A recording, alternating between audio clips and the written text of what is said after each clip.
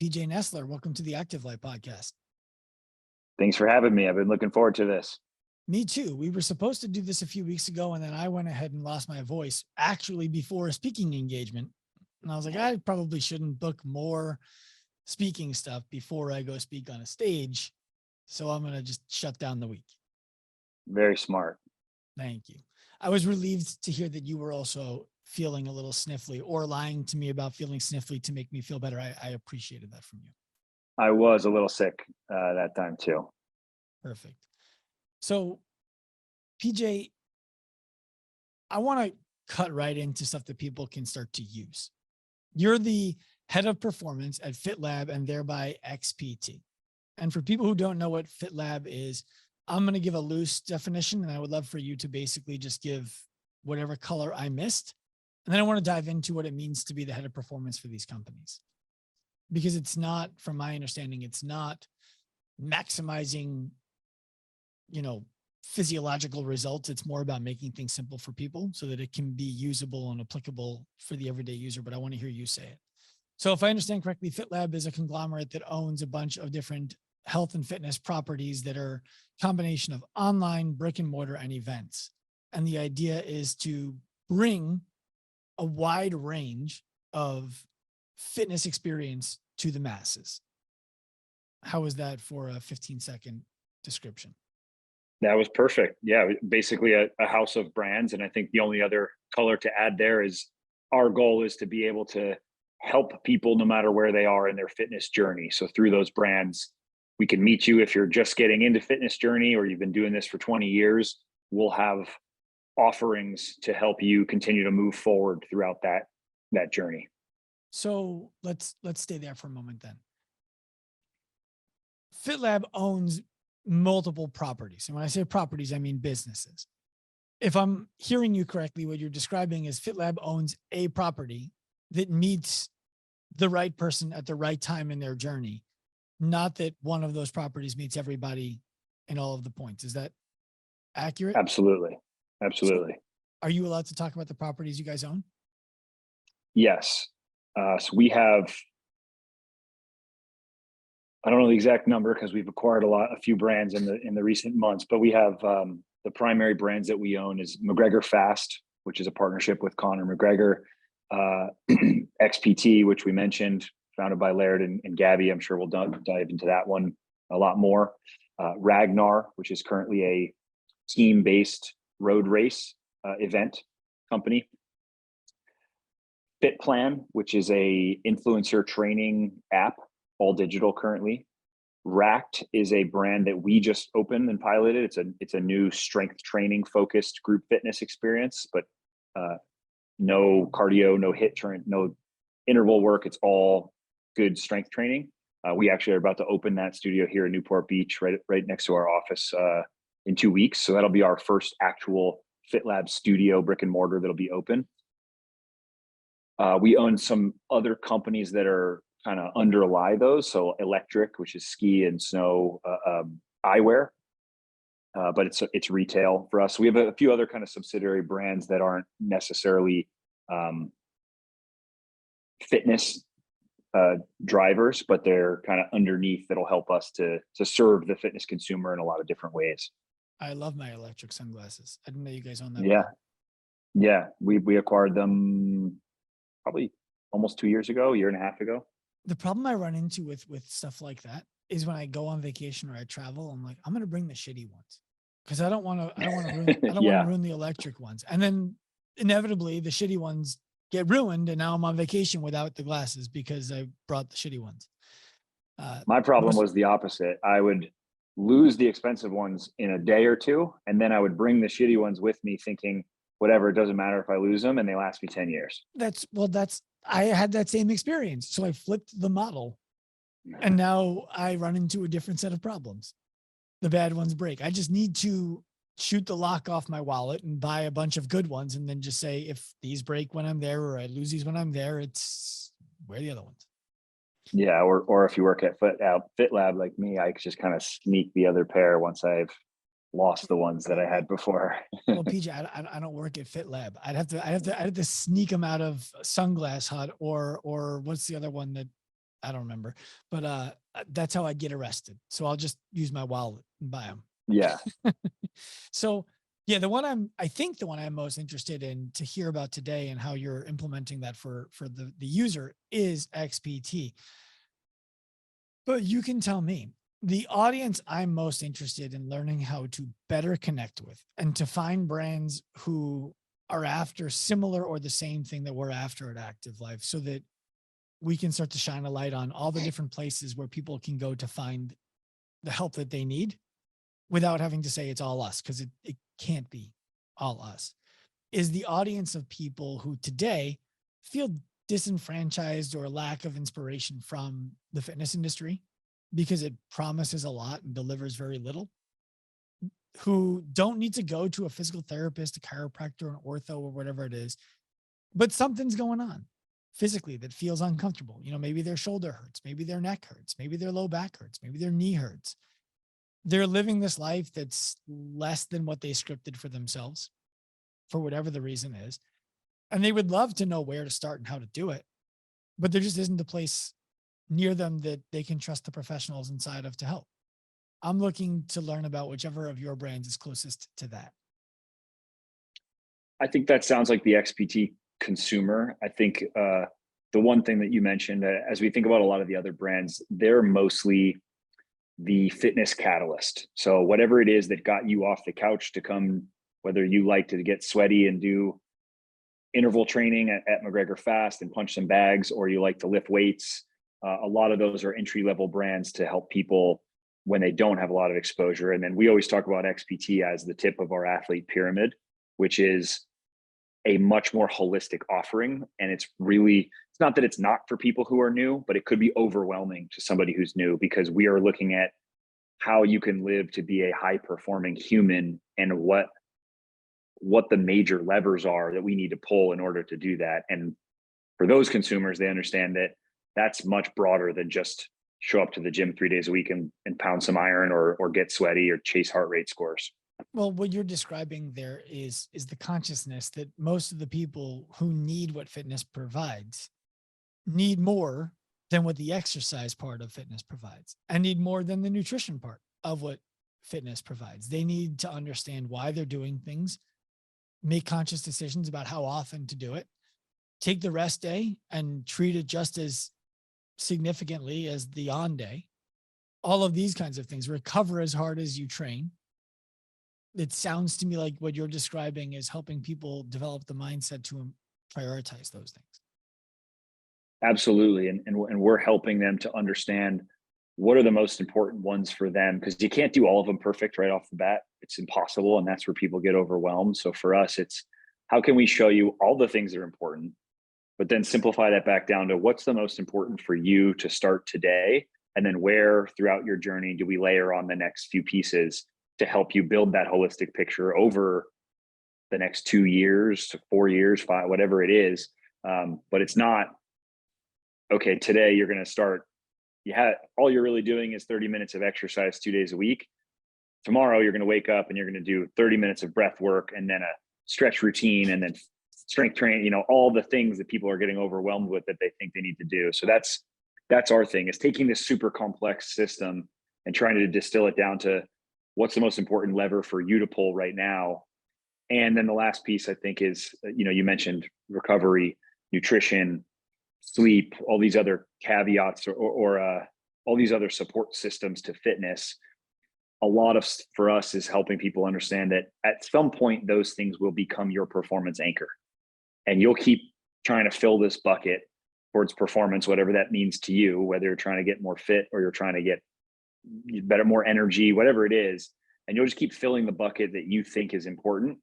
And this hidden performance anchor is just sitting there and holding you back and putting this glass ceiling on top of you. So for a lot of it for us is how can we identify those performance anchors, remove them so we take our foot off the brake, and then we can actually start improving you in the direction that you want to go. Do you have categories of performance anchors that you're considering before people come in? We have 5 main categories that we look at, that we talk about. There are 5 pillars. We call them the 5 pillars of extreme performance.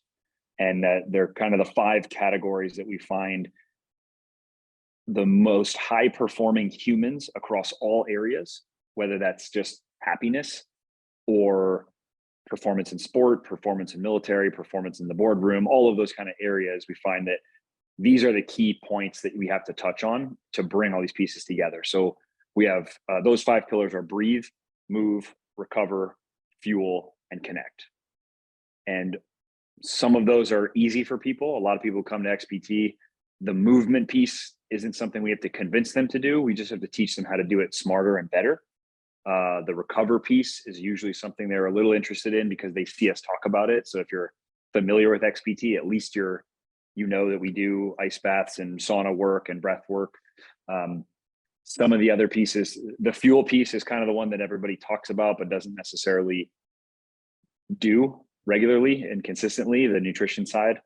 And then the breath and the connection piece are, I think, 2 big pillars for XPT that I've found are relatively unique in our approach and kind of the underlying foundation behind everything else. And that was what I found when I joined XPT. The pillars were breathe, move, recover. And a lot of what I did was start to understand, like, there's a lot more that we're talking to people about. There's a lot more that we're doing here in these retreats than the things that we currently say. So I was trying to distill that down into more of a systemized framework of how we can communicate that better. So it doesn't just become kind of this theoretical thing that people hear about, but they don't know how to actually go home and implement. There's a lot there. The first thing I want to ask is you mentioned the thing that people talk about a lot, but don't typically do consistently is the fuel part. I imagine, first of all, fuel is food. Yes, that's the nutrition Correct. Yeah. element. And the people you're describing are not XPT members or XPT staff. You're talking about industry, if in mass, right? All these gyms talk about you need to eat right if you want to get the results from the exercise. And then it falls short on, well, how do we know you're eating right? Is that what you were describing there? Yeah, absolutely. I think it's a huge underserved population, and for good reason. I mean, when we taught certifications for XPT, we didn't teach nutrition because nutrition is its own thing. And trying to certify our coaches to be nutrition experts as well as experts in all things XPT would be impossible. But I think because of the complexity, it's just this thing that everyone tells you should do, but doesn't really give you the tools to do it successfully. And that leads everyone down the rabbit hole of Instagram, just following, whatever jackass has a new diet that claims that it's going to change your life. So I think that's one thing that we're really trying to bring in, and we're doing that within all of our brands. Is we have to help serve people holistically, and if they're coming to us for fitness, they should at least be getting some of the other elements from us, and we should support them because the way that we talk about fueling or recovering or training is different based on the brand that you're in and the modalities and the philosophy behind that. So we want to make sure that we're trying to help all the customers bring those pieces together, because right now it's like, you're listening to 18 podcasts, searching Instagram, and you're trying to put your own package together. It's overwhelming for me. And I've been doing this for 15 years. This is my profession. So I can only imagine, as somebody that doesn't have the filter to know what's bullshit and have that bullshit radar. I can only imagine how confusing this whole space can get. What's wild and frustrating for me at the same time, and I imagine you may share this, maybe you don't, is the reason why I think we need to help people with nutrition is because we live in a modern world that has deprioritized food quality. And so now what we're effectively doing is educating people against marketing. If there wasn't an aisle of food that said, heart healthy, good, all this bullshit, we wouldn't have to teach anybody how to eat. It would just be go get food, eat it. If you want to be the tip of the spear high performer, maybe eat it in this order at this time and in these quantities for the body that you're looking to achieve. If your goal is to live, just go eat food. That's frustrating to me. So I'll share with you the way I coach nutrition personally, and I have no nutrition background, but it sounds to me like you're trying to work on bringing something in. So I'll share it with you. You can license it. You can, we'll work out a financial agreement. What I tell people is eat whatever you want, whatever you want. If it's processed, it can't come into your house. So what that means is if you're eating something from a box, something that, wasn't farmed, fished, or killed in a field one day, you have to go to the grocery store, buy the whole package of it, eat as much as you wanted for that hit, throw the rest away, and then go back home. So what that means is you got to really want the Oreos. So now I think you could take that, you could run with it, you could make it a thing, have the Fit Lab lawyers call me, we'll work something out. I like it. It's funny enough that that's actually pretty much how I operate. I'll buy a big bag of Doritos, but they're not coming back into the house. The rest of it's going in the trash on my way home. Because if it's in the house, then you're eating it when you didn't really want it just because it was there. Yep. Our recommendations, my recommendations on nutrition are similar because we have a performance nutrition expert who builds content for us and systems and all kinds of great stuff. When I talk about it, the experience, a lot of what I'm saying, and to your point, I mean, I was smiling as you said that because I was reading an article this morning about the big food companies lobbying against the word healthy and the FDA trying to regulate what the word healthy means on packages. And they're lobbying that's infringing on First Amendment rights and all kinds of stuff. And it's to your point, we are educating against the marketing and the companies and all the crap they're trying to push. But I think that the message we always try to impart to people is like, you already know the things that are going to get you 97% of the way there. It's the emotional education and the self-awareness and the control. And a big thing that those are the things that you need to overcome. It's not that you don't know. Everybody who's eating a bag of Doritos, for the most part, pretty much knows they're not great for you. It's just being able to make the right choices. So one thing that we always tell people is just taking a conscious approach. So again, eat whatever you want, but as you're thinking about that, every food that you select, think about, why am I selecting this food right now in this moment? And is it an emotional trigger? Or is it because I'm stressed? Or is it because I actually really want this sustenance? And how is this serving me to be the person that I ultimately want to become? And it doesn't always have to serve you to that, but I use the quote from the book Atomic Habits on behaviors. It's like every behavior, every thought, everything is a vote towards the person that you ultimately become. And you have to win the majority of those votes. So it doesn't always have to be the right choice. But if you ask yourself that question, and most of the time you're finding that the choice is the wrong one, then you're going to lose the majority of the votes and you're not going to become that person that you're aiming to become. And that kind of goes across all the areas. But I think it's a simple way to look at nutrition because people don't need more knowledge. They don't need more information. It's pretty simple. Marketers trick people, but to your point, if you get rid of all that garbage, you don't have to worry that much about the marketing. You could argue about the difference between the organic and the inorganic vegetables all day, but if you're grabbing the vegetables, you're already 97% of the way there. Yeah. And even that gets complicated. I had Will Harris is from White Oak Pastures. No. So Will Harris is one of the godfathers, if you will, of regenerative land management, which I've been calling regenerative farming until he told me land management. Okay. So what that means is it's basically for people who don't know, a confined natural habitat. So they have their acreage. I think they have 5,000 acres. And on the acreage, they've recreated what would naturally occur in the world. So if they have a plant that pops up that's invasive, they, instead of spraying it, they go out and they source the bug that eats that plant. Then they source the animal that eats that bug. And then it keeps going until they have a habitat that's self-sustaining. That's how they grow. Very cool. It's really cool. He was talking about, he was one of the first, if not the first, grass-fed, pasture-raised beef in Whole Foods. And Whole Foods wanted to make some grass-fed beef more affordable for people. So they started to get lower and lower and lower quality grass-fed beef, right? Like this beef ate grass once. We can call it grass-fed. And he calls it greenwashing. The idea that now you need to be in the know around the things that these marketing companies are saying. And then you have to look through the regulations. Well, that means this means that. It's crazy, down to the point that you almost need to know your farmer these days to get 100%. Yeah, it is wild.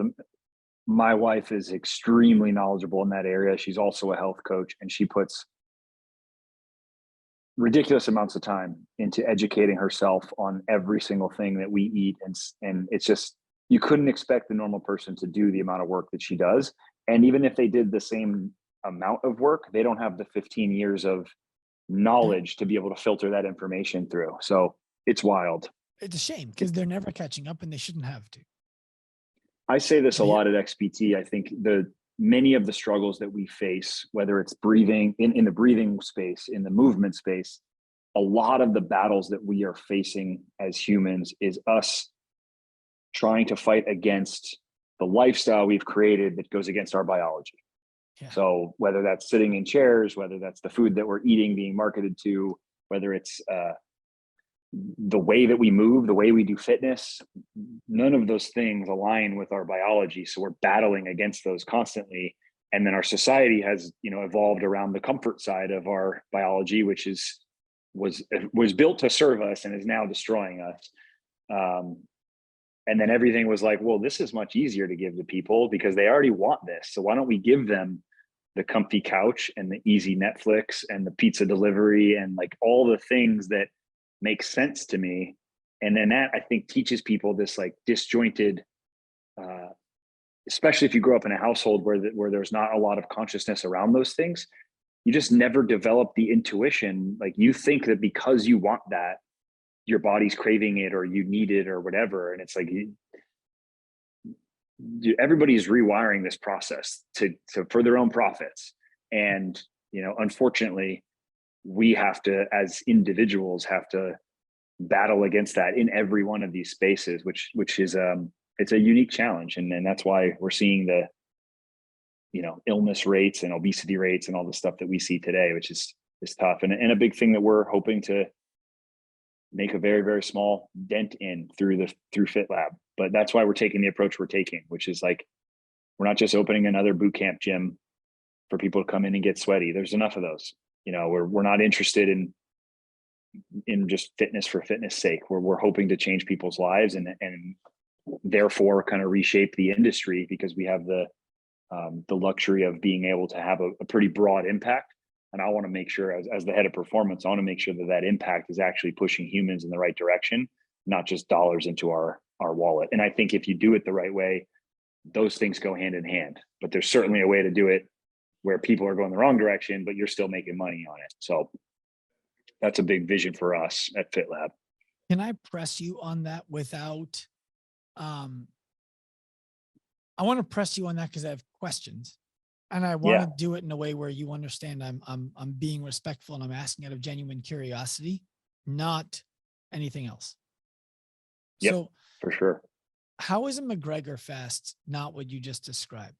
Like a boot camp just to get sweaty and, for the sake of it? Yeah, it's a great question. I think the way that we think about the training, and this is a challenge that I had, to be honest, like in my mind, everybody should train at XPT because that's the way everyone should train. That's the only brand you named that I would be interested in personally, but that doesn't mean that other people aren't interested in the others. So I'm curious to hear. Yep.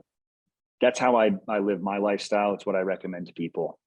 What we're trying to do is with this pyramid of brands is have this pinnacle brand, but trickle down some of the other pieces that you wouldn't normally see in a high intensity studio. Even the simplest thing of the way we program for McGregor Fast. So my team is all performance coaches. So the approach that we take is at least at the minimum balancing out intensities. So we have an undulating kind of system throughout the week so that when you come in, everything's not hit workouts. We have our red zone workouts that are focused on what most people would call hit. And that's going to be a bunch of plyometric, short intervals, high intensity. Then we have our orange zone workouts, which are strength focused. So that when you come to that studio, you're actually getting resistance training, not just cardio with weights. And then we have our green zone workouts, which are endurance focused, cardiovascular and muscular endurance. And the approach there was at the base level, if you're and we also think about, we have to meet the consumer where they're at in order to graduate them up the pyramid. If we tell everybody they got to go to XPT, we're not going to convert 97% of those people. So we want to have an entry point that makes sense to them. And what makes sense to a lot of people is get me sweaty and tired. The areas that I'm looking to make changes is when you come in to get sweaty and tired, we're not chasing heart rate scores on the board, because everyone else chases heart rate scores because it's easy to measure and we can put a leaderboard, but it doesn't drive the behavior that we're actually looking for from you.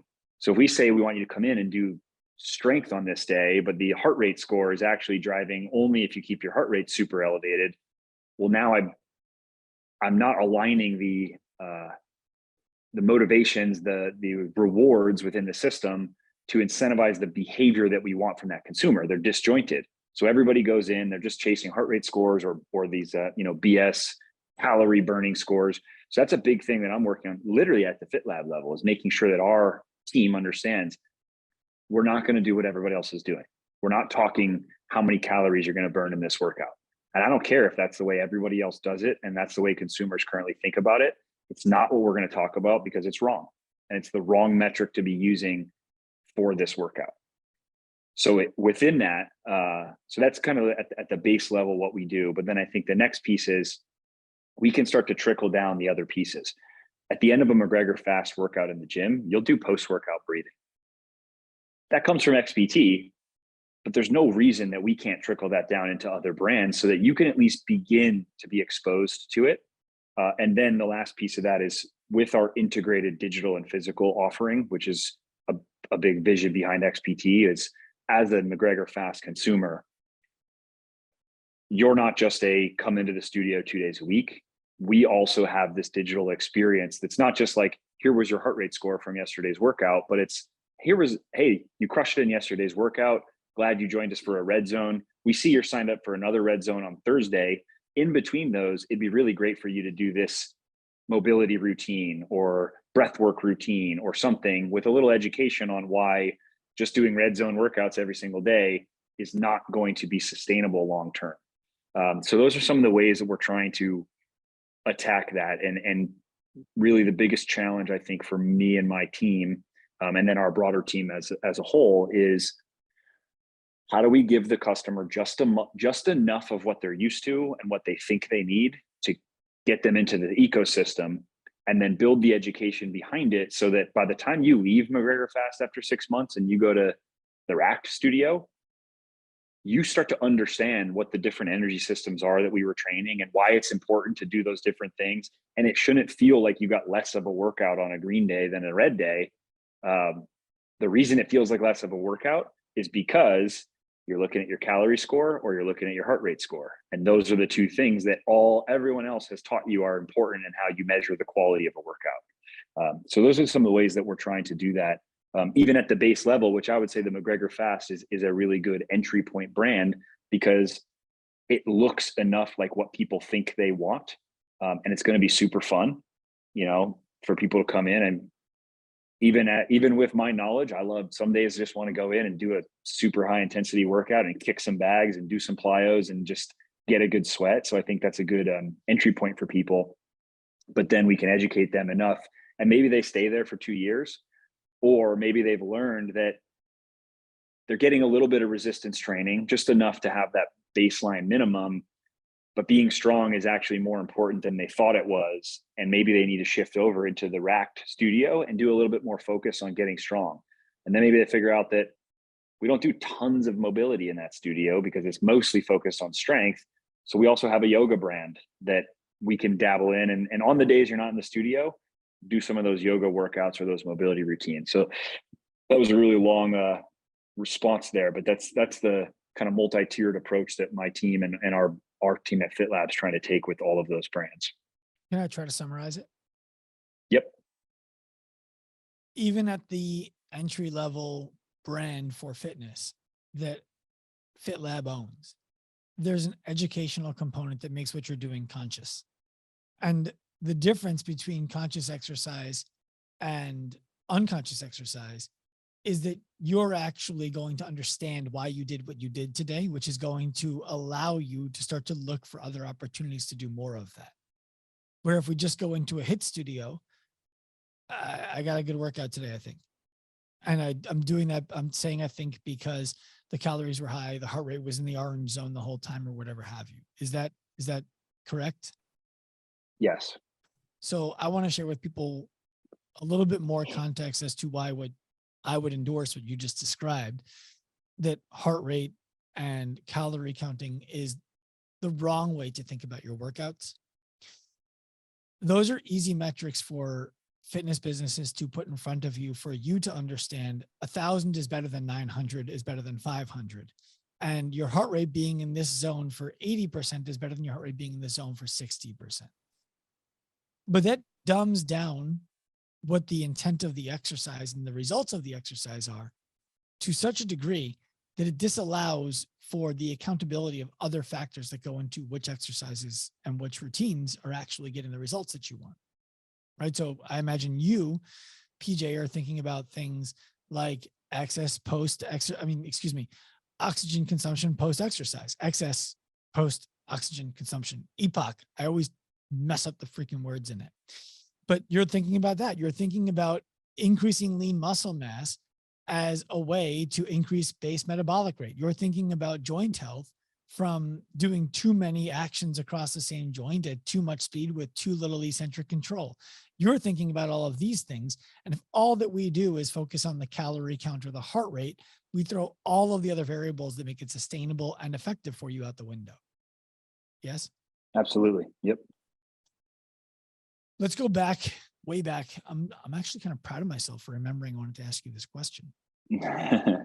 You mentioned when you were talking about XPT that it's meant to better align with the way that our biology and our physiology is meant to experience our environment. But our environment has changed. And so we now have to reproduce, if you will, what normal environment should be and the stresses we should be under and should not be under. How do things like, I'll call it extreme cold and extreme heat because it's the best way I can describe it now, but cold exposure and sauna exposure, how do those emulate what a normal environment would be?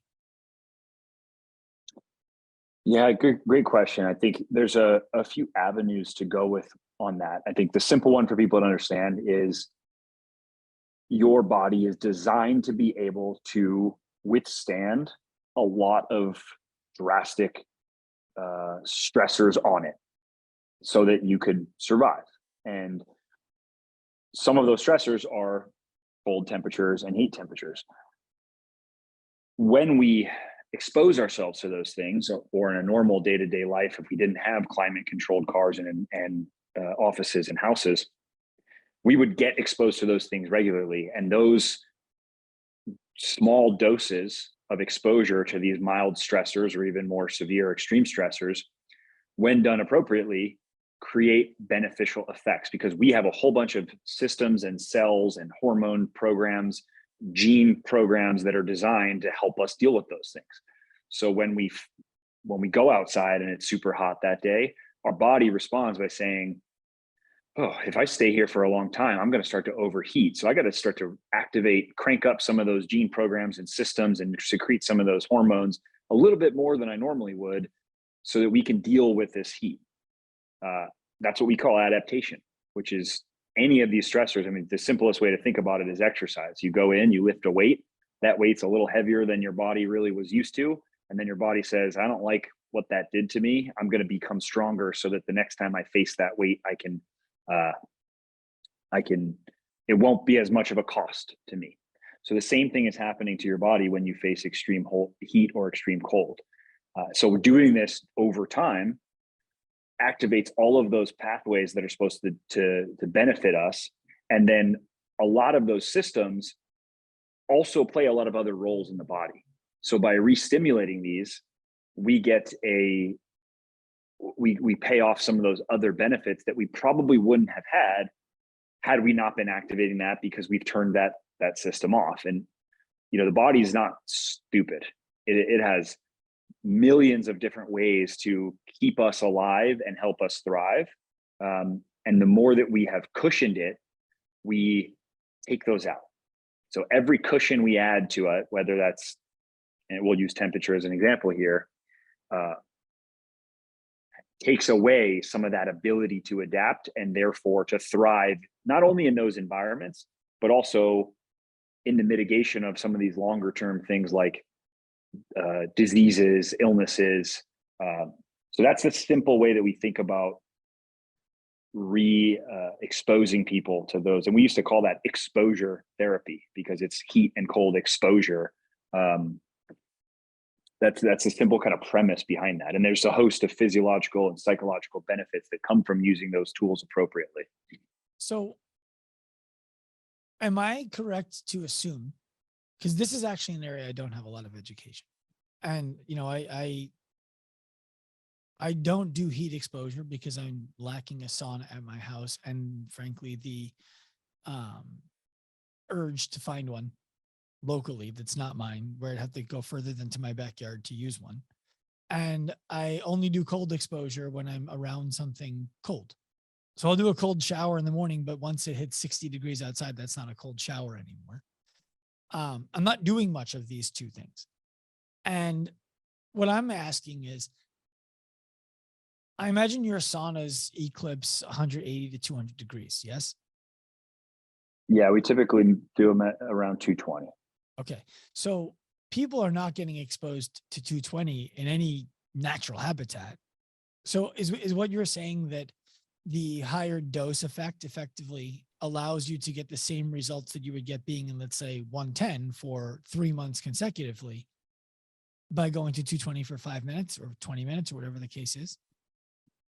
That's the theory, that because you're not living in a 115-degree environment for 3 months at a time, that these shorter exposures to higher temperatures will stimulate similar effects, as well as some different effects. Because I think if we think about strength training, for example, if you only had to pick up a 50-pound rock and that was the heaviest you ever had to pick up, there's a bunch of other benefits that you'd get from picking up the 200-pound rock that may end up being even more beneficial for you to help you thrive.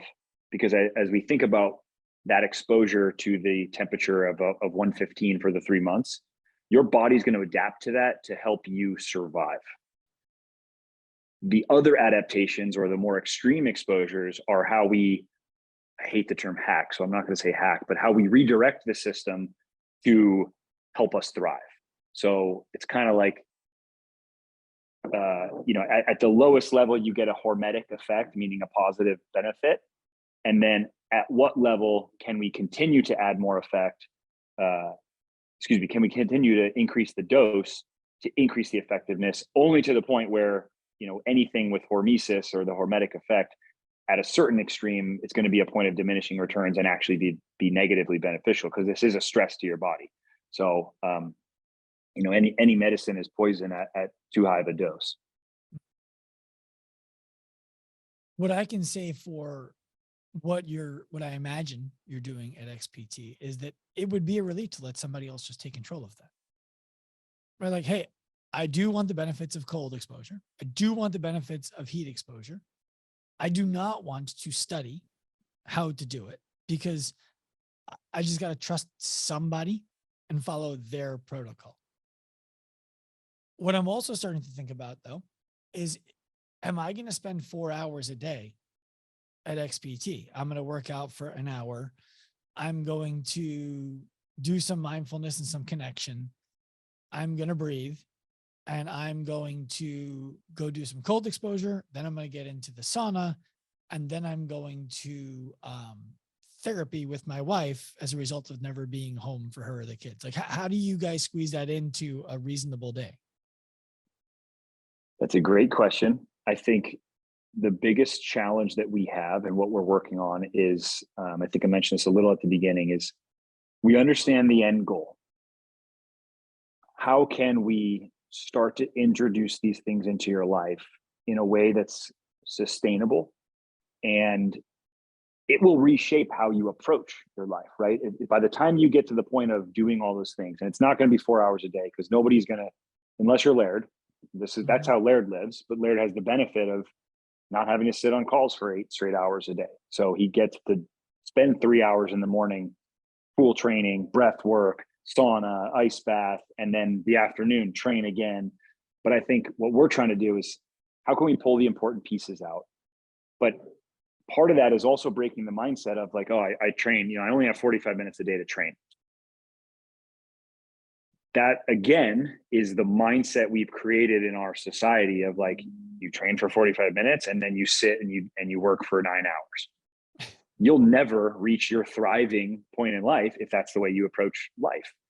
We understand that that's how most people are going to approach it. So what we're going to do is we're going to try to habit stack.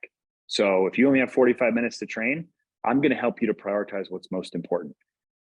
Don't be worried about getting in the sauna. If you only have 45 minutes to train, you should train. Don't get in the sauna. Training is more important. Lift some weights, do some sprints, do all those things. If you've got 60 minutes, maybe we add a 15-minute sauna. If you've got an extra day, maybe we do a sauna on that day. Breath work is a really good example of this.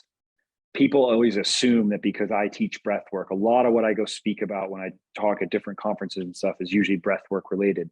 And people assume that I'm this breath work guru who sits in his morning, I have a 45-minute morning breath work routine. Never. I never do that.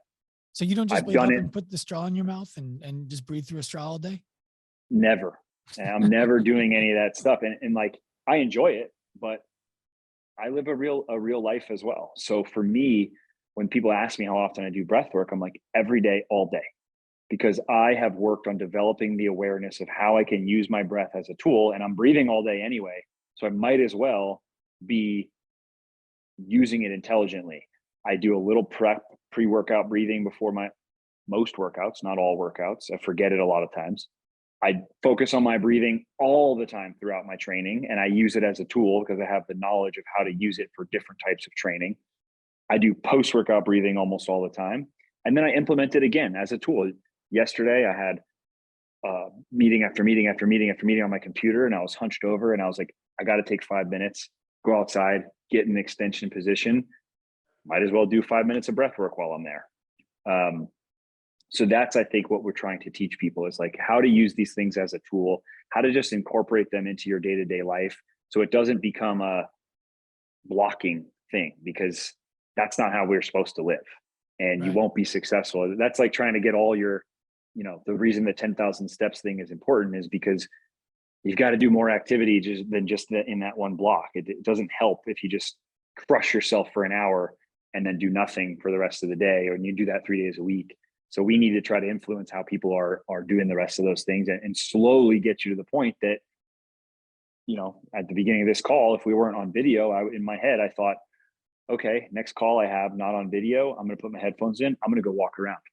I'll get some steps in. I'll get some nature exposure. I'll get some sun, all of those things, because that's my opportunity, because those things are a high priority to me. If I don't get it today, also, I don't get it. I might be in this room on calls the whole day, but because it's a priority, I'm just constantly thinking about how I can work all of those pieces into my life and start to reshape my life around those things. And then the one last thing you talked about with family, that's one of the things that I think I love the most about what Laird and Gabby practice and preach, which is they've eliminated the parts of their life that most people value for the wrong reason.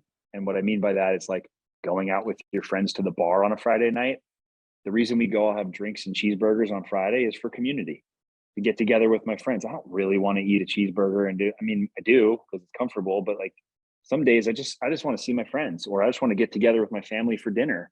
And unfortunately, when we do that, it means we're going to have, a ton of crappy food, or we're going to do, we're just not going to do something that's in the right direction. And Laird and Gabby always say, like, what better way to spend time with the people you love than doing something that's positive for your health and health across your mind and all of that stuff. So their group get-togethers are, you guys want to come over on Friday night and jump in the sauna?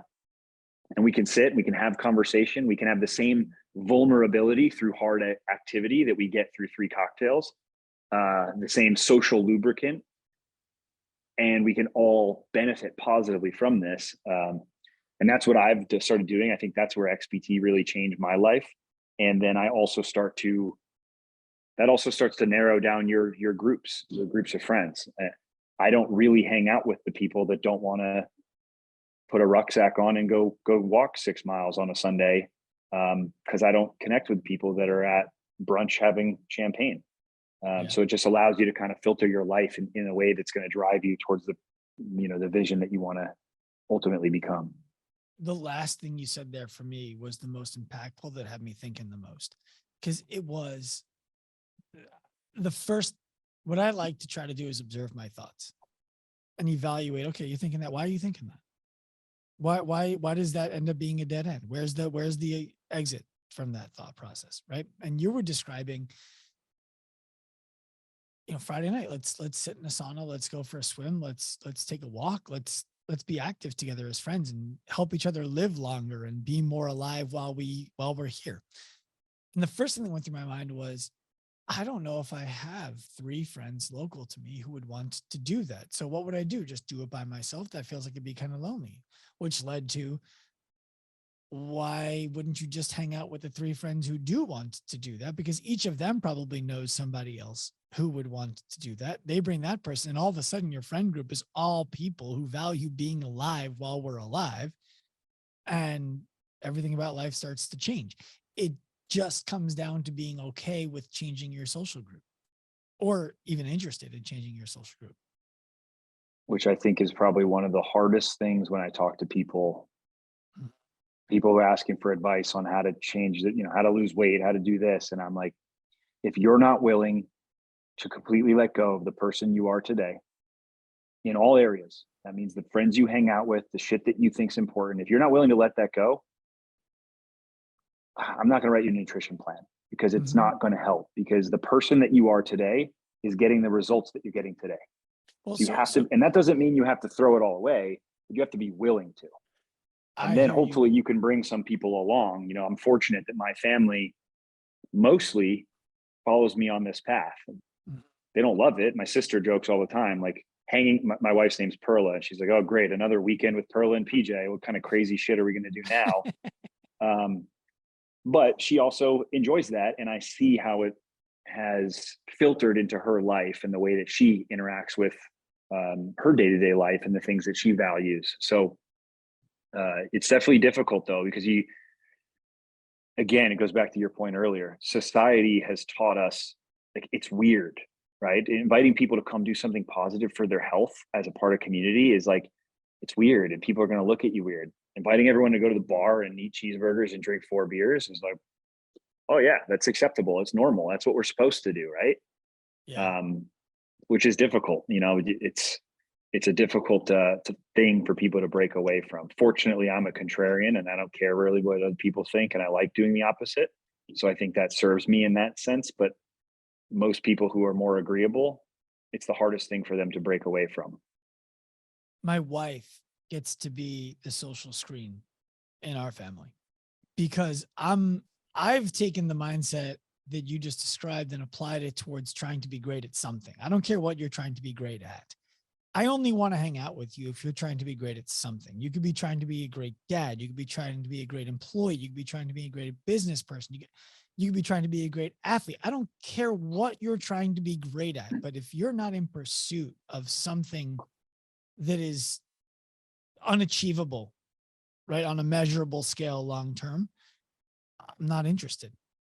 I don't care how the Mets did yesterday. I couldn't tell you who plays second base for them. I don't know who the Jets drafted.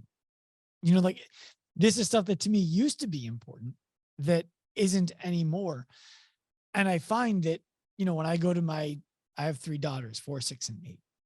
When I go to events that are for them, for their schools, and I'm the only parent there, what I find is a lot of men will congregate around disdain for having to be there. They're like, oh, how your wife roped you into this one, huh? I'm like, no, man. This is my daughter who will remember that dad was there. I wanted to be here. And I find those conversations, I enjoy coming home being reminded that that's not how everybody thinks. And at the same time, I'm like, why doesn't everybody think this way? And so what's interesting is you're sparking in me the thought process of how to be more excited about social events, because I'm not excited about social events almost ever. I get excited this time of year because I have a fire pit in my backyard. And so May, June, some July nights, and then September, October, November, December, we do campfires in my backyard with friends. That's not an active thing, but a lot of people don't want to come to that. Yeah. And I'm cool with it. I'm great with it, actually. I love the idea of like, let's get our friends together and go on a walk. So I appreciate that. I think what you said there, I mean, I'm the exact same way. Like as soon as people start talking about their fantasy football team, I am out of that situation. And my wife and I joke about this because we're like, wait, when we have kids, we're going to have to start like talking to their friends' parents and stuff. And I recognize that I'm not the norm. So it's not that I judge them for being normal. I don't want to be normal. So I know I'm the weird one. And I know I'm not going to connect with you because I don't care about the things that you think are important. And again, it's no judgment of you. I just don't think those things are important. I don't value them. And I think, it does allow that filter. Like we moved into a new neighborhood and there's neighbors I would meet and like, hey, we got to get together this weekend. I'm like, yeah, I got a couple guys coming over. We're going to do a workout on Saturday. Welcome to join anytime. 10 a.m. We'll be pushing trucks down the road. Afterwards, we're going to jump in the sauna and I'll invite anybody in it. One thing I'm working on is trying to make it a little less intimidating because I think there are people who maybe want to dip their foot in there, but they're just intimidated because the group I hang with are people who do this often. So I want to try to make sure that it's not the intimidation that's stopping them. If they clearly have no interest and they want me to come over and drink 5 beers in their backyard, we're just not going to get along. And there's no reason for either of us to waste our time doing that because our values are not going to be aligned in all other areas. I just know that the things that you want to talk about will not be the things I'm interested in talking about. So yeah, I think that's a really important filter to try to put on things. But again, with the hope of being more inclusive, because I want other people to recognize the benefit you get from it. With every time I send out a message, I'm like, I wish that guy down the street from me would come jump in one of these workouts. Because I think when he got over the intimidation, he'd see how awesome he feels. And he'd show up here, he walks his dog past my house every single day. And every day he talks to me about how he wants to come by and work out. I've lived there for 2 years and I'm outside working out 5 days a week and he never comes through. Well, if that's a priority, why not 1 week of every month have it be a really low intensity thing? Like the workout is a walk, or you say like, hey, we're going to work out really hard from this time to this time. And then we like to wrap it up with a 3-mile walk. Why don't you join us on the walk? Yeah, that's what I've tried. I mean, half the time it is low intensity. So a lot of times I think that, unfortunately, I think a lot of people, this guy, for example, he wants to feel like he's in motion by saying he wants to come work out. Yeah, he's getting that little, next time I'm going to come join you. Because I've talked to him individually. I've got his number, sent him a message like, hey, you're more than welcome to come jump in. The group is always different. We're not going for records here. We're not competing with each other. Like when we work out on Saturdays, it's just about guys getting together, doing a fun workout. And I'm a coach, so I scale it for everybody. We have people who show up that I think are intimidated and I scale it for them and make sure they feel comfortable and all of that kind of stuff. But, I think there's definitely the hesitation there. I'm sure it's still intimidation. And then I'm sure it's also I think he's got a piece of gym equipment in his garage and it's the same reason he bought that gym equipment. And he goes out there and probably cleans it off once a month just to get ready to use it on Monday when the workout program starts. But yeah, it's unfortunate that you have to fight against that so much. I wish you were there when I went to work out at Rich Froning's house. I don't even know who that is, but I do. I just wanted to earn respect. He was my client at the time. And I just wanted to earn his respect that like, I appreciate that you do what I asked you to do. I'm going to show up and do what you asked me to do now. We worked out so much. I could like at one point we had been working out all day and then he wanted to do a workout with sandbags and the only sandbag left weighed the same thing that I did. And I never put one of those over my shoulder before. We were going to do it 50 something times in the workout. I was like, I don't know if I can do that, man. And he's like, what do you weigh? I'm like, 155. This is at the time. The bag was 150. And he's like, I'll be all right. I'm like, no, I won't. Like, he was done with the workout in like 14 minutes. And I think it took me almost 50 to finish the workout. Someone needs to scale this for me and tell me it's okay. But anyway, going back, something that is popping up for me in my head that I'm really curious how you do this. Really curious. Sorry, can I pause real quick? There Yes. was one more thing I wanted to touch on Please. that last point, which was one thing that I love about what we're trying to create at XPT is we're bringing all the weirdos together. Mhm. So for me, I think I'm very similar to you. When I was starting my own business, I wasn't interested in the mediocrity that I was surrounded by. And I wanted to be around people who wanted to be the best and be entrepreneurs and think. People wanted to talk about podcasts instead of fantasy football. And I felt like the weirdo. I was always the odd person out. I couldn't find the group to do that. And when I come to an XPT experience, I think the awesome thing about that is the experience is what we call these retreats that we do. It's 30 people and they're all the weirdos in their own neighborhoods, in their own group of friends, in their own families. They're the weirdo that thinks it's cool to go jump in an ice bath or do breath work or listen to a Huberman podcast for 4.5 hours. And it's like they're trying to drag their friends and their family along. And then they come to this other event where it's like, we're all those weirdos. And we're trying to build that community. And hopefully that breeds out, again, with the inclusive aspect and not the like exclusion part, where we can start to bring everybody up into that. But I think that's one thing that's really awesome. And that's why we're opening the XPT studios, the XPT gyms, is like, we want to create those communities more central to people. Because you come out to Kauai and you build that community, but then you go back to all the different areas that people are located in, so anyway, that's one of the things that I think is really, really cool that we're trying to bring, and was certainly something for me when I first got around the group of people at XPT. And I was like, I sat in the sauna with Laird and Gabby and a few of their friends who are big, country music singers and actors. And I'm just listening to the conversations these people are having. And I'm like, this is it. This is who I want to be around. These are the people. These are the conversations.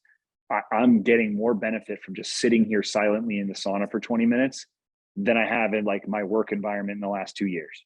Yeah. So there's so many things I want to ask you about. I'll hit on them pretty quickly and then we can come into the big one. The first is do Laird and Gabby live in Kauai? They live in Malibu, but they also have a house in Kauai. So they share time there. Laird at least reminds me of like the proverb about the guy who sits on a dock. I don't know if you've ever heard that proverb. And then the businessman says, why don't you get get more bait so you can catch more fish? He's like, why would I do that? And he's like, so that you can get this, so you can catch more fish. Why would you do that? Why would I do this? So you can sit on the dock and just fish all day. Because I'm sitting on a dock fishing right now. It's the whole like cycle to get to Got it. Yeah. It feels to me like everything that he's doing are things that maybe to a lesser degree could be done with no money whatsoever. And he's just sharing the things that have been so valuable to him. And as a result, earning a great living doing it. The second thing I wanted to ask you, this is, I guess, the bigger one. You strike me as a person who would have to do some introspection and personal development to be able to support some of the brands that FitLab owns and find a reason for those things to be valuable to the ultimate goal, because they're not brands that you would frequent yourself. And I could be projecting, but I'm curious how you do that with enthusiasm, because if you do it, because for me, we own an Active Life, one location right now in Long Beach. The plan is to open more of them, many more of them, and to help our clients open them. I don't want to, I'm not interested at all in the entry-level brands that get somebody off of, get them to the thing. So I'm curious if you experience that yourself too, and how you have that conversation internally. Yeah, it's a great question. It has been a challenge for me for sure. I think for one of the big things that I've done. So for example, we're about to open this studio called Racked. Mhm. Racked is heavily focused on strength training, but strength using barbells and a lot of dumbbells, but it's a lot of barbell lifting. Personally, I don't do a lot of barbell lifting. I don't do a lot of it with my clients. I don't do a lot of it with my athletes.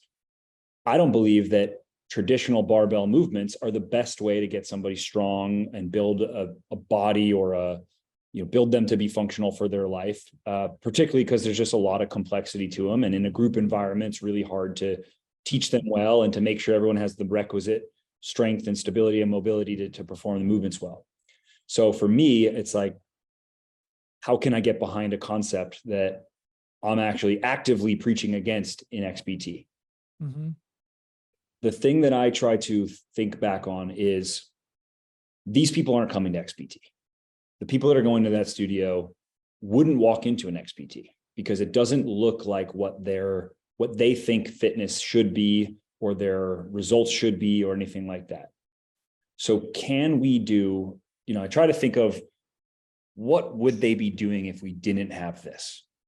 And this is something that started with fighters. I used to train a lot of MMA and jiu-jitsu fighters. And at first I built an online program for jiu-jitsu fighters and I hated it because I was like, there's so much intricacy to the way that I train fighters based on their schedules and all this stuff. But this isn't going to be good for most people. It's going to be too much for a lot of people, depending on how much they're training. It's not going to be enough for some people.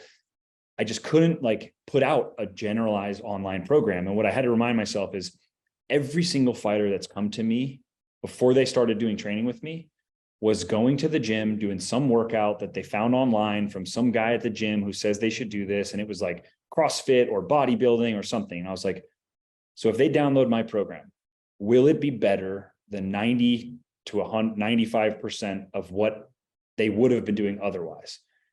And that's what I would say. Okay, yeah, absolutely. It's a well-structured performance training program. It's way better than the random CrossFit workout of the day for a jiu-jitsu fighter. So that's the way I think about this is, where would they be if they weren't here? And this consumer would probably be at 24-hour fitness with some app from some bodybuilder, and they'd just be following that and hoping it's going to get them to their goals, or most likely not even an app. They'd be following, the magazine workout that their friend gave them who's super jacked and takes a bunch of steroids, and they think that's the path. So I think about that and I go, okay, can we deliver to that person in a better way than what they'd be getting? And if that's the case, that can be the catalyst towards this life change that we're talking about. And then can we sprinkle in those other pieces I mentioned so that we can continue to educate them and build them into somebody who understands that fitness is not just about coming in here 3 days a week and doing barbell hip thrusts so you get a big butt. But if that's your entry point, if that's the thing that you found value, the thing that made you raise your hand and say, okay, I want to do this strength, this fitness thing, we'll take that and then we'll bring you in. And last thing I'll say on that I think also helped me was XPT. When I started learning about breath work at XPT, everything I found was super dogmatic. And half the people would come in and be like, oh, XPT breathing, that's like this Wim Hof, right? And for me, the Wim Hof method is a great thing, but it's a very small sliver of the breathwork spectrum. It's one of many tools. And I always had to be like, okay, if the Wim Hof method is what got people interested enough in breathwork to come here and ask me this question, then we need to, I don't want to be the asshole guy who's like, oh, that thing's stupid, you shouldn't do that. I want to acknowledge that. I want to show what's amazing about it. I want to acknowledge that it's what brought you here. And then I want to help shape it to show you how to use that tool more effectively. And here's a few other tools that you might be interested in around breath work. So that's kind of the approach that I think with all of these different studios that helps me to have value on them.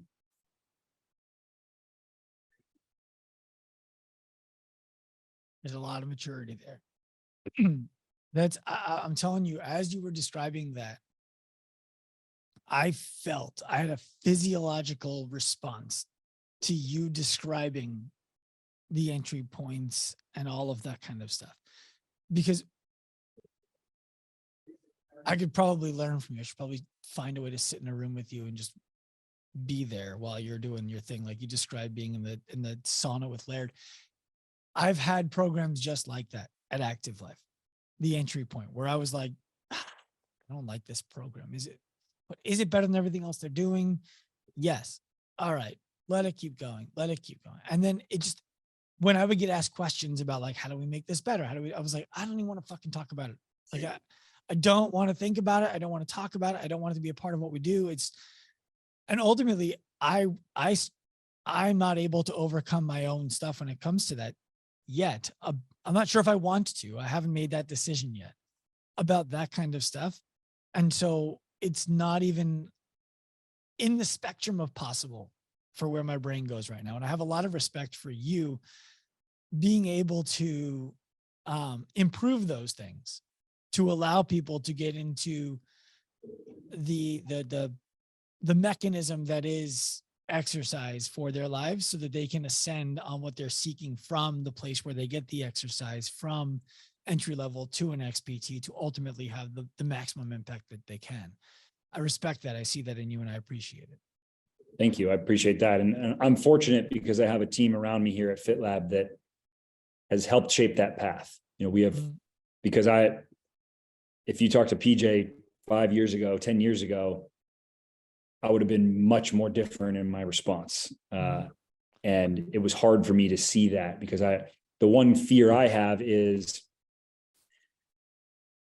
if we provide a path for people that isn't necessarily the exact direction that I think they should go, does that limit their ability to get to an XPT because now we've shown them that this exists? And I think about that in my own anecdotal mindset. When I was in high school, I was an athlete and I got into fitness because I liked training around sports, but I was also skinny and I wanted to build muscle like everybody back then. So I looked at the bodybuilders, the dudes that were big and jacked as the path towards achieving that. And that led me into bodybuilding style workouts. And I had an athletic trainer who worked as the athletic trainer for our athletic department. And he would always show us like that stuff is not what you guys should be doing. You should be doing, he would get on the bench and he would do bang out 10 pistol squats and he would do all this kind of stuff. And he's like, this is the stuff that's going to help you be a better athlete. But because the path was there for me of all these big jack dudes and this bodybuilding training, I neglected that path. I didn't go down it because I was like, he doesn't know what he's talking about. I don't want to follow these big jack dudes because they're way bigger than he is. So they clearly know what they're talking about. And I spent probably 10 years going down that path. And I've got the fractured lumbar vertebrae and the destroyed right shoulder and all the other issues that came from that. So I think back and I go, if that path didn't exist, if I didn't have all these bodybuilder steroided up D-bags at my local gym that were telling me what to do when I was 14 and telling me the pro hormones I should take and all the other crap, if that just didn't exist, then my only path would have been this sports path. And I would have been doing the stuff that I'm now preaching people should be doing and maybe wouldn't have ruined 10 years. But then I think the other side of that is sometimes you have to go through that to find out that you should have done it a different way. So that's the kind of balance I'm trying to strike here is, can we give people enough that's the right direction, but not steer them over there so far that this class all of a sudden just becomes everyone aesthetic chasing and it's all about getting a six pack and a big butt. And that's all we talk about. And that's all we do, because that's the wrong direction. And that's steering people the wrong path. It's just so interesting to me because I think about I could talk to you about this part right here for 4 hours and we would just get philosophical and it would wax boring for everybody else. So I'll give you this one last thing on it and then we can move on to the last thing I want to ask you about. I would think about like, how do we have to market this? Because we're certainly not going to market this as the entry. That's not exactly what you should be doing, but we know it's what you're looking for. So come here and try this for 6 months and then go to our next level. And that's the only way my brain would allow me to do it.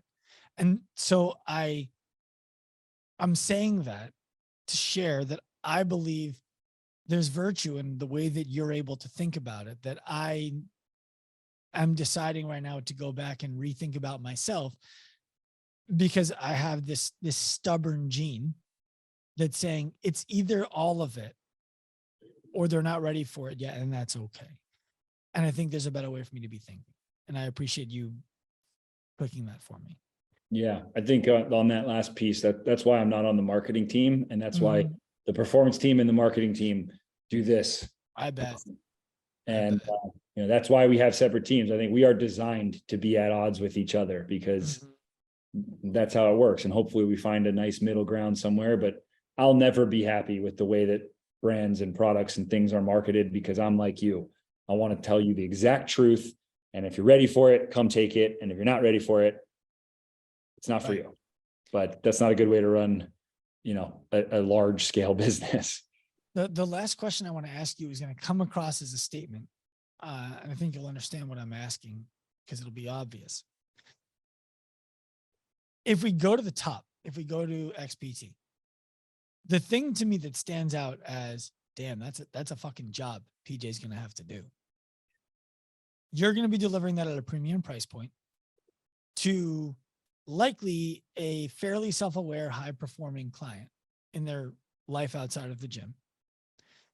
Staff who's going to need to be there are going to need to be able to have enough gravity to them that the members respect them and want to learn from them. And if you're going to do that at scale, 1,000 locations, whatever it's going to be, I imagine you're going to need at least 5 to 8 staff at each location. That's a lot of personal development that you all are going to have to do before you can even educate them on how to be an XPT coach. He's nodding. For the people listening, he's nodding. Yes. Okay. So is your question the approach to that? The thoughts? I don't even know. I don't even know what my question is there, because that could be a podcast in itself where we talk about how we think that's best done.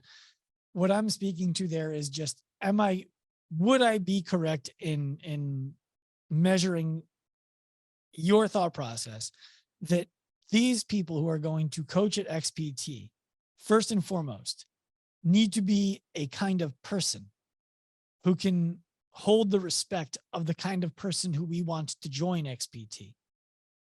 Then we can talk about educating them to be the kind of person who can coach the XPT lifestyle inside of an XPT after. Yes, I think you have identified the biggest hurdle, fear, struggle on that type of model. And I think one thing that's important to note is we'll have 1,000 studios for McGregor Fast for the other brands. We'll have 150 to 250 XPTs probably, right? Because there's not enough. The consumer market only will fit. It'll only work in certain markets because of the consumer base. And finding those coaches is going to be the biggest challenge. Finding, keeping, and educating them is going to be a really, really big challenge.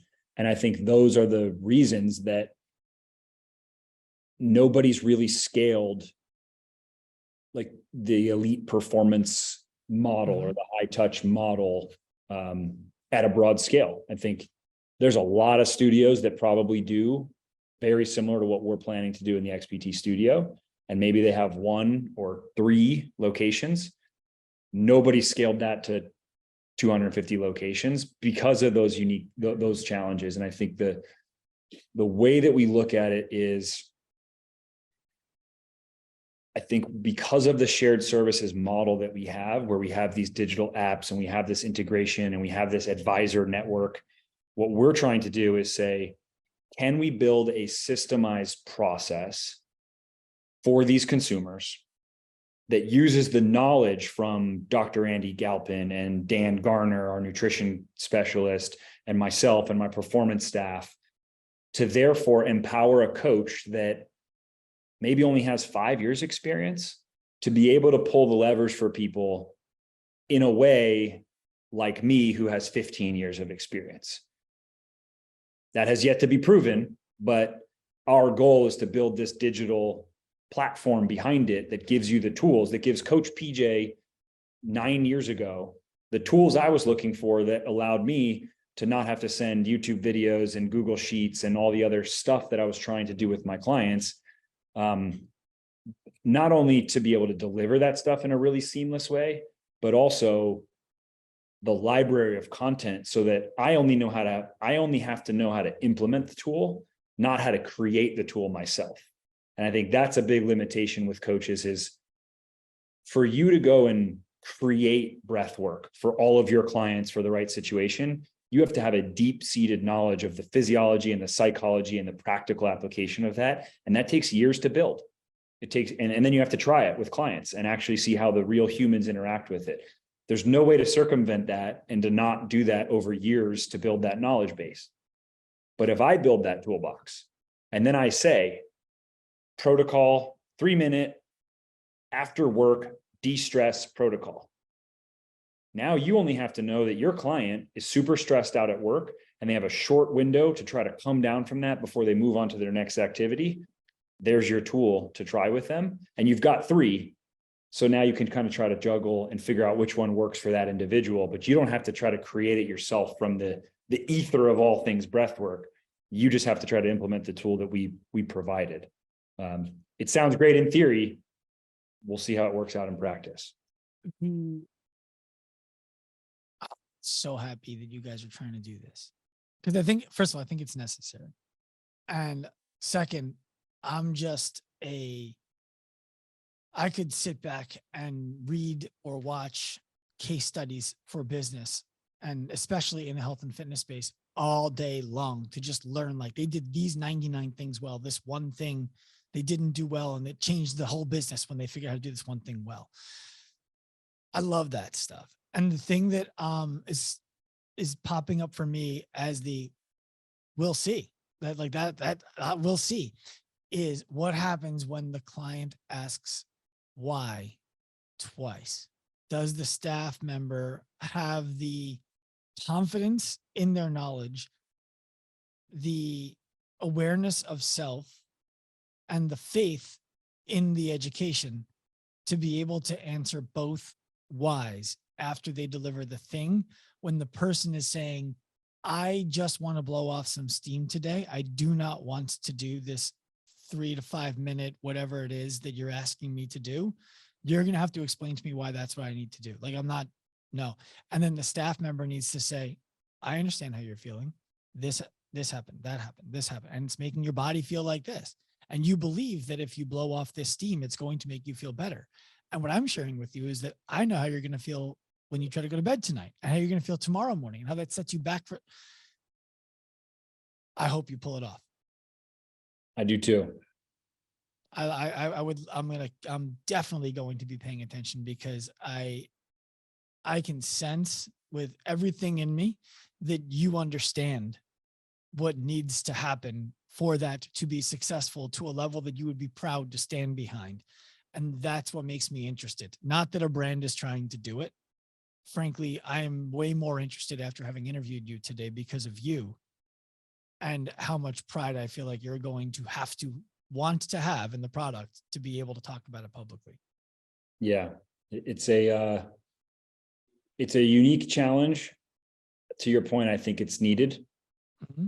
I think somebody will figure it out and figure out a way to bring this to people in a broader sense. And as much as it pains me to say it, if it works, 2 years from now, it'll probably look a lot different than what I think it's going to look like right now.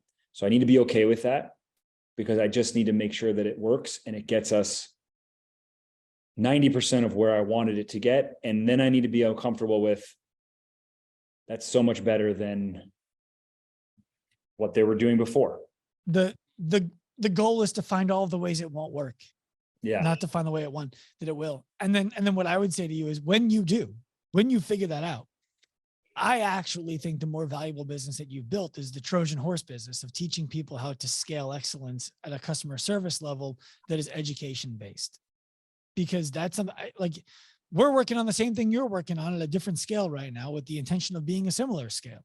Mm-hmm.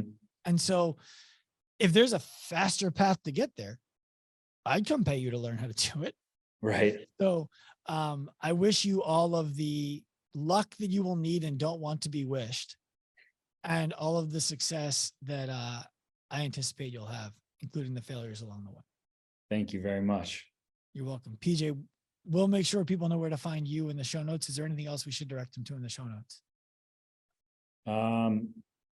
Yeah, I would think to me, or if they want to find out any of those stuff about FitLab, you can go to fitlab.com, and then all of those individual brands they can dive into. So if there's one that sparked their interest, Each of those brands can be found through FitLab. So XPT, Racked, all of them have their own individual landing pages and existence in social media. Perfect. PJ Nestler, you're a fucking pro. Thanks for coming on, man. I appreciate it. Thank you so much for having me. I enjoyed this conversation. You're welcome. I hope you enjoyed this episode of the Active Life podcast. Please remember, give us a hand, rate it, review it wherever you listen to shows. We are on a mission to humanize the healthcare industry by professionalizing the fitness industry to empower the individual to live a life unlimited by the way that their body looks, feels, or performs. If you are inspired by that mission and want to jump on the wagon, find us anywhere. Active Life Professional on Instagram, Active Life RX on Instagram. Come to me personally at Dr. Sean Pastuch. We want to welcome you onto the train. We want you to be a part of the mission. We want to offer you the opportunity to pursue this right alongside us. We're inspired by your effort, and we hope to help you in your journey.